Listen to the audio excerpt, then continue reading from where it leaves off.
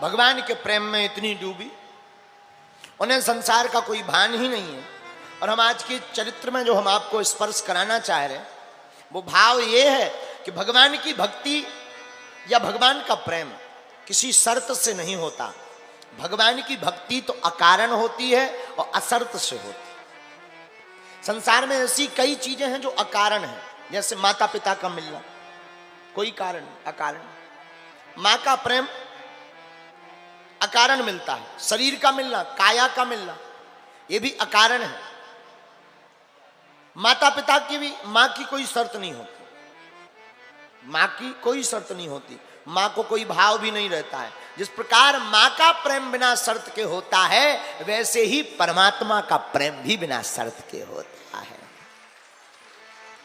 माँ, महात्मा और परमात्मा, कौन कौन? माँ, महात्मा और परमात्मा। माँ का प्रेम, महात्मा का प्रेम और परमात्मा का प्रेम किसी शर्त के नहीं होता, ये तो बिना शर्त के होता है। ये मीराबाई की भक्ति से हम आपको सीखने को मिलता। लेकिन कई लोग ऐसे हैं जो बिना शर्त के कुछ करते ही नहीं, और कई लोगों को तो सीधी बात भी दे दो, अगर पकड़ा दो हाथ में तो उसका भी वो इतना ज्यादा विस्तार कर देते हैं कि हनुमानी जी बचाए। ऐसे ही एक बार हमारा एक चेला है चंगीलाल, तो एक बार चंगीलाल को एक गुरुजी ने कहा कि तुम गीता पढ़ा करो, गीता। ठीक है महाराज, जो आज्ञा। गीता की एक पुस्तक दी। चंगीलाल बहुत बैरागी आदमी, और बैरागियों की 3 ही साधन होने चाहिए, लोटा, सोटा, लंगोटा। बैरागियों के 3 साधन है महाराज जी, केवल 3 ही वस्तु बैरागियों के पास होनी चाहिए, लोटा, सोटा और लंगोटा। ज्यादा कुछ बैरागियों के पास होना भी नहीं चाहिए, लेकिन नहीं तो गड़बड़ हो जाती।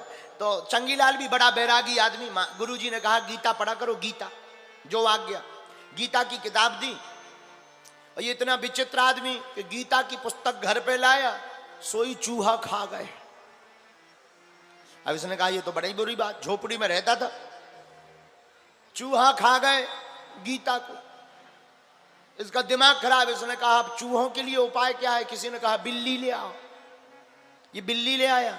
लेकिन किसी ने कहा बिल्ली तो ले आए पर बिल्ली को दूध चाहिए, तो दूध कहां से आए? बोले गैया ले आओ, तो बिल्ली लाया। अब बिल्ली के लिए चाहिए दूध, तो दूध के लिए लाया गैया। अब गैया को बाहर तो बांध नहीं सकते, सो गौशाला बनाई। गौशाला बनाई तो अब भजन करें, गौ माता को देखें यार। तो एक व्यक्ति को रखा कि कम से कम भाई तुम गाय माता को देखा करो, गाय की सेवा किया करो। वो रहने लगा तो अब भोजन बनाने वाला कोई चाहिए।